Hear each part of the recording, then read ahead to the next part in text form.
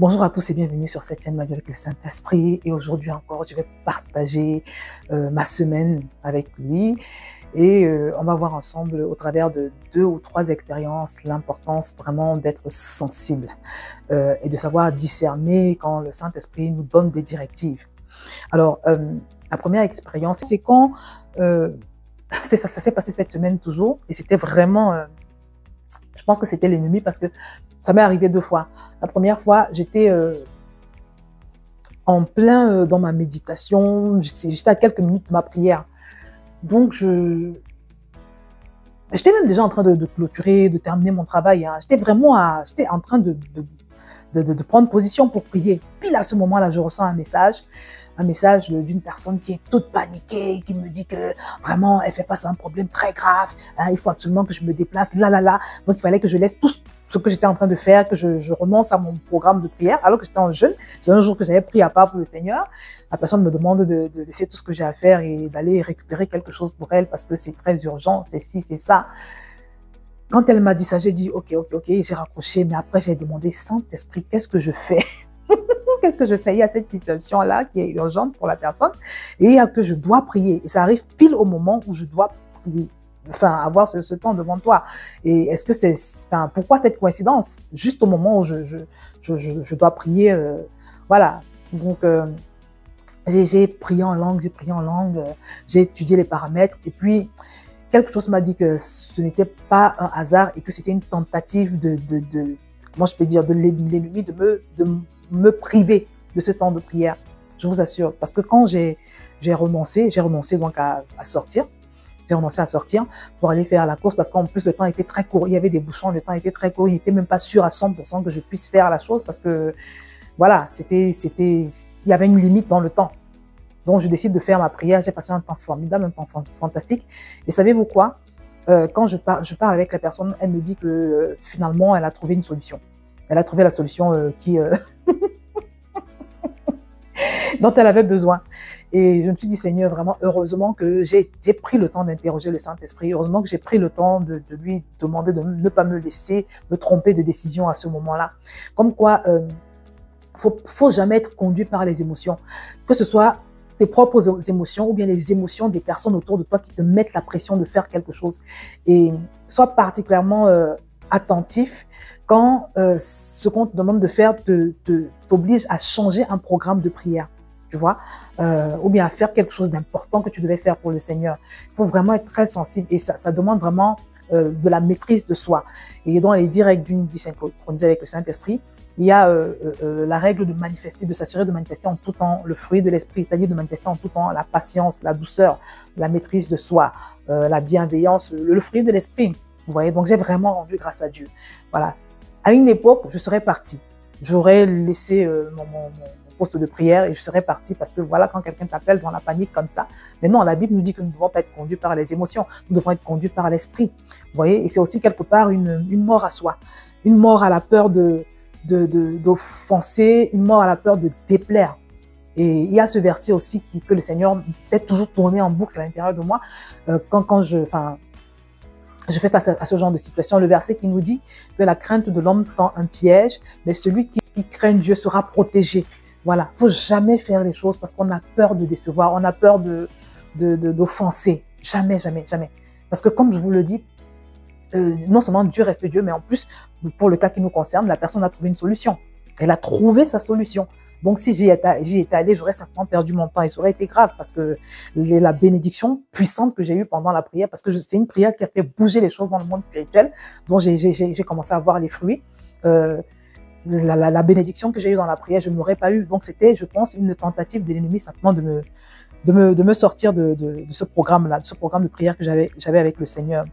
Alors, et ça s'est reproduit, hein, parce que j'ai reçu une autre pression, encore, toujours cette semaine, de rendre service, un peu dans le même sens, mais sauf que ça m'obligeait vraiment à mobiliser beaucoup de temps, beaucoup d'énergie et toujours à me déplacer. Et là, encore, j'ai interrogé le Saint-Esprit et il m'a poussé à réfléchir, j'ai senti que le Seigneur me poussait à examiner toutes les circonstances, les choses que j'ai à faire et en examinant comme ça simplement, parce que la Bible nous dit examiner toutes choses, en examinant comme ça tout simplement, j'en ai déduit que si j'avais accepté voilà, d'aider, ça m'aurait mise en difficulté parce que c'est vrai que la Bible nous demande d'aider, vous voyez. Mais quand tu dois apporter une aide à quelqu'un et que cette aide-là te met toi-même en difficulté, ça ne peut pas venir de Dieu. Je vous assure. Parce qu'il y a une expression dans le monde qu'on emploie souvent qui est de déshabiller Paul pour habiller Pierre, quelque chose comme ça. Non, non, non. Tu sais que tu as aidé une personne quand toi-même tu n'es pas affecté par l'aide que tu apportes. Mais si l'aide que tu apportes t'oblige à trop te sacrifier, à te mettre dans des problèmes, ça veut dire que tu n'es pas la personne appropriée pour résoudre ce problème-là. Ou alors tout simplement que ce n'est pas la volonté de Dieu. Et là, je remercie le Seigneur parce que là également, ça m'a demandé de mourir à moi-même à la crainte d'offenser. Voilà, ça m'a demandé aussi un peu de maîtrise de soi parce que quand tu as une personne en face de toi qui te met la pression, hein, qui te donne le sentiment que si tu ne fais pas ce qu'elle te demande de faire, ce sera la fin du monde. Il faut pouvoir être vraiment maître de ses émotions pour pouvoir résister à cela. Et je rends grâce à Dieu parce que là encore, je me suis abandonnée à lui. J'ai couru le risque d'offenser et au final, voilà, la personne s'est débrouillée sans moi.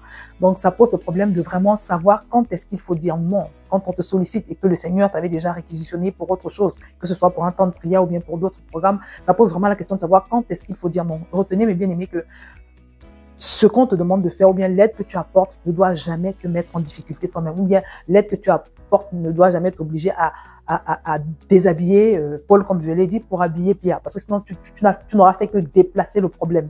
Tu vois? D'accord, tu vas satisfaire la personne, mais si la satisfaction de la personne doit créer une insatisfaction d'une autre, ça veut dire que c'est pas vraiment une aide. Tu n'auras fait que déplacer le problème, comme je le dis. Donc voilà, que le Seigneur nous accorde vraiment à nous tous et à nous tous ce discernement. Et je prie que ce soit également ton partage. Alors, un dernier témoignage peut-être, c'est il y a de cela quelques semaines, ma fille, elle était en recherche de son alternance et à un moment donné, il y a eu comme, je sais pas comment je peux dire, comme un déblocage. Tout d'un coup, comme ça, elle a commencé à recevoir beaucoup de propositions